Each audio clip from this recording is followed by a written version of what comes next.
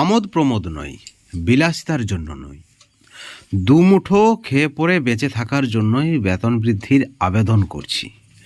বন্ধুগণ, এই মুহূর্তের আরও একটি বড় খবর রাজ্যের সমস্ত চুক্তিভিত্তিক শিক্ষক শিক্ষাকর্মীদের জন্য। পার্শ্ব শিক্ষক, এসএসকেএমএসকে, শিক্ষাবন্ধু, পৌরসভা, মাদ্রাসা যারা কর্মী রয়েছেন, স্পেশাল এডুকেটর থেকে শুরু করে যারা পার্ট টাইম শিক্ষক, যারা ভোকেশনাল টিচার, যারা ভিআরপি, রাজ্যের সমস্ত এসএসএ চুক্তিভিত্তিক যে সকল কর্মী রয়েছেন, শিক্ষক, শিক্ষাকর্মী এবং কর্মী, তাদের জন্য আজকের এই প্রতিবেদন। অবশ্যই আপনাদেরকে বলবো আপনারা ভিডিওটি শেষ পর্যন্ত দেখবেন। আপনারা সকলেই জানেন যেভাবে একটা গুঞ্জন উঠেছিল, জল্পনা উঠেছিল যে খুব শীঘ্রই পার্শ্ব শিক্ষক সহ এসএসকেএমএসকে সহ শিক্ষাবন্ধু সহ সকলের জন্য রাজ্য সরকারের একটা ভালো ঘোষণা আসতে চলেছে। অর্থাৎ সেটা যে বেতন বৃদ্ধি তেমনটা সকলেই ধরে নিয়েছিলেন। কিন্তু দেখা গেল এখনও পর্যন্ত রাজ্য সরকারের তেমন একটা সদিচ্ছা নেই বা রাজ্য সরকারের ভাবনা চিন্তায় কিছু নেই। যদিও কিন্তু বেতন বৃদ্ধির ফাইল ছিল, ফাইলের খবর বা গল্প কেউ অস্বীকার করতে পারবে না। কিন্তু তারপর কি হয়ে গেল?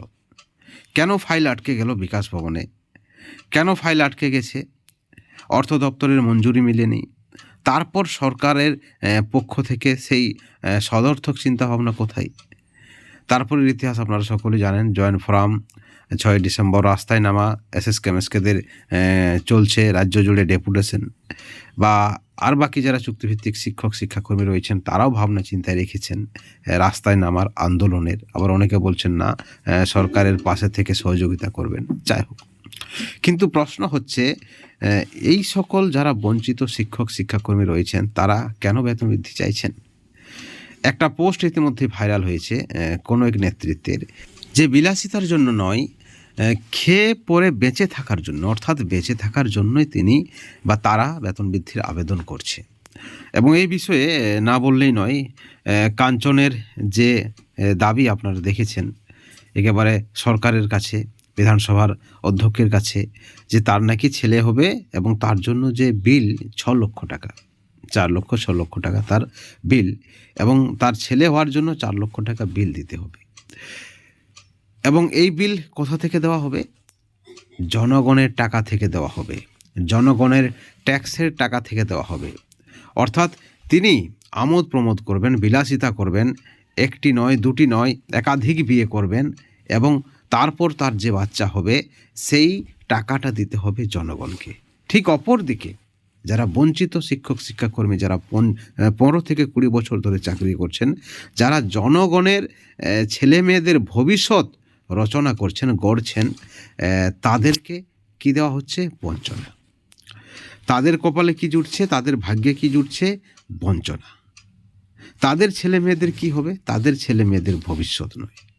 ঠিক এই পরিপ্রেক্ষিতে কোনো এক নেতৃত্বের যে পোস্ট, তা কিন্তু একেবারে ঝড়ের গতিতে ভাইরাল হচ্ছে। অনেকেই সেই পোস্ট অভিষেক বন্দ্যোপাধ্যায় থেকে শুরু করে, মুখ্যমন্ত্রী থেকে শুরু করে, শিক্ষামন্ত্রীর ওয়ালে তারা সেই পোস্ট পেস্ট করছেন, যেমনটা খবর রয়েছে বা যেমনটা জানিয়েছেন নেতৃত্ব, যে শুধুমাত্র বিলাসিতার জন্য নয় বা কোনো ধরনের আমোদ প্রমোদের জন্য নয়, তারা শুধুমাত্র বেঁচে থাকার জন্য বেতন বৃদ্ধির আবেদন করছে।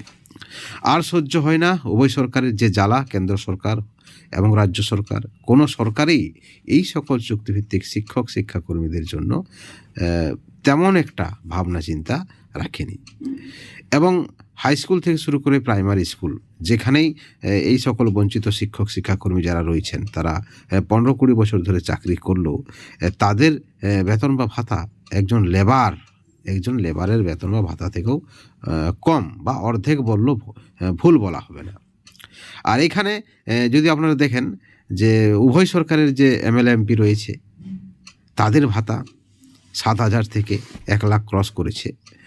অথচ দেশের আইন কি বলছে, দেশের সংবিধান কি বলছে, সংবিধানে কি লেখা রয়েছে, যে যদি বাজার দ্রব্য মূল্যের বৃদ্ধি হয় তাহলে লেবার থেকে শুরু করে প্রত্যেক শ্রেণীর যারা নাগরিক রয়েছে, অর্থাৎ সমস্ত রাজ্যবাসীর, ভারতবাসীর যারা যে কাজের সঙ্গে যুক্ত, তাদের প্রত্যেকেরই কিন্তু ভাতা বৃদ্ধি করতে হবে, সাম্মানিক বৃদ্ধি করতে হবে। এটা কিন্তু আইন বলছে।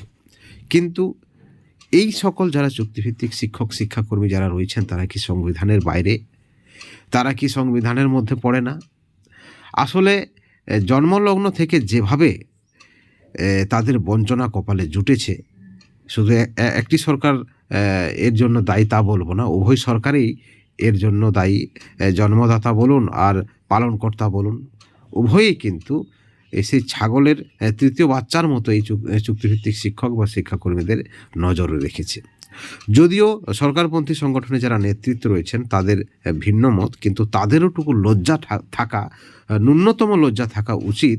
তারাও চোখে চোখ রেখে এইটুকু বলতে পারবে না যে যে বেতন বা ভাতা এই মুহূর্তে তারা পাচ্ছেন তাতে সংসার চলে না, সে যে কেউ সরকার হোক বা যে নেতৃত্বেই হোক না কেন। নেতৃত্বদের মধ্যে আবার কি মানসিকতা রয়েছে, তারা আবার সরকারের আভ্যন্তরীণ বিষয়ে ইন্টারফেয়ার করছে। অভিষেক বন্দ্যোপাধ্যায়কে নেতা করতে হবে, ব্রাত্য বসু ভুল করেছে, এই ধরনের সমালোচনা কোনো একজন চুক্তিভিত্তিক যারা নেতৃত্ব রয়েছেন তাদের কিন্তু মানায় না।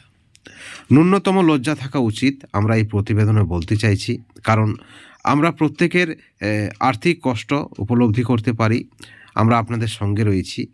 এবং আপনারা জানেন যে লেবার থেকে শুরু করে রাষ্ট্রপতি সকলেরই ভাতা বা বেতন বাড়া উচিত যদি বাজার দ্রব্য মূল্যের বৃদ্ধি হয়, যেটা সংবিধান বলছে, আইন বলছে। অথচ যারা 15 বছর থেকে 20 বছর ধরে যারা শিক্ষকতার কাজে যুক্ত, যারা শিক্ষাকর্মীর কাজে যুক্ত, তারা কিন্তু বঞ্চিত। অথচ শিক্ষা জাতির মেরুদণ্ড, শিক্ষা ছাড়া কোনো কিছুই সম্ভব নয়। অর্থাৎ কিভাবে ছেলে খেলা করা হচ্ছে রাজ্যের মানুষ তথা দেশের মানুষের কাছে। এবং কোথাও না কোথাও রাজ্যবাসী বা যারা নাগরিক রয়েছেন আমাদের দেশের, তারাও এই বিষয়ে যদি তারাও এই বিষয়টা যদি আলোকপাত করেন, তাহলে কিন্তু এই সকল চুক্তিভিত্তিক শিক্ষক শিক্ষাকর্মী বা কর্মী যারা রয়েছেন তাদের পরিবারগুলি বেঁচে যায়। কিন্তু আফসোস, একতার অভাব রয়েছে চুক্তিভিত্তিক কর্মীদের মধ্যে।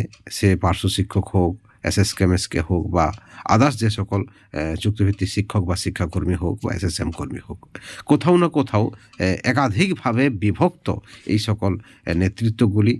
একাধিক সংগঠন, কেন একাধিক সংগঠন হবে সেই প্রশ্ন থাকতে পারে। যেখানে দাবি এক সেখানে সংগঠন এক কেন? অর্থাৎ কোথাও না কোথাও নেতৃত্বের দৌড় রয়েছে এবং তাতেও ক্ষতি হয়েছে। এবং প্রত্যেককে অনুরোধ করব, আপনারা পুনরায় চিন্তা ভাবনা করুন এবং কিভাবে একতা বজায় রাখা যায়, কিভাবে ঐক্যবদ্ধভাবে দাবি আদায়টা করা যায় সেই চিন্তা ভাবনা করুন। কারণ ঐক্যবদ্ধ না হলে, একত্রিত না হলে দাবি আদায় কিন্তু কোথাও না কোথাও পিছিয়ে পড়বে। আপনারাও নেতৃত্বদের কাছে এই বার্তা পৌঁছে দিন এবং সেই সঙ্গে নেতৃত্বদের অনুরোধ, আপনারা দেখুন যাদের নেতা আপনারা তাদের নিয়ে ভাবনা চিন্তা করুন। বড় নেতৃত্ব হতে যাবেন না। 2025-এই যাতে সমস্ত বঞ্চনার অবসান হয় সেই দিকটা মাথায় রাখুন। যদিও সরকারপন্থী নেতৃত্বরা বলছেন যে 2025-এ সকল ষড়যন্ত্রের পরাজয় হবে এবং তাদের বঞ্চনার অবসান হবে। এখন দেখার সময়ের সঙ্গে সঙ্গে দাবি আদায় কতটা সম্ভব হয় বা দাবি আদায় হচ্ছে কিনা। এই ভিডিওর পরিপ্রেক্ষিতে আপনাদের মতামত অবশ্যই আপনারা চ্যানেলের কমেন্ট সেকশনে কমেন্ট করে জানাবেন। ভালো থাকবেন।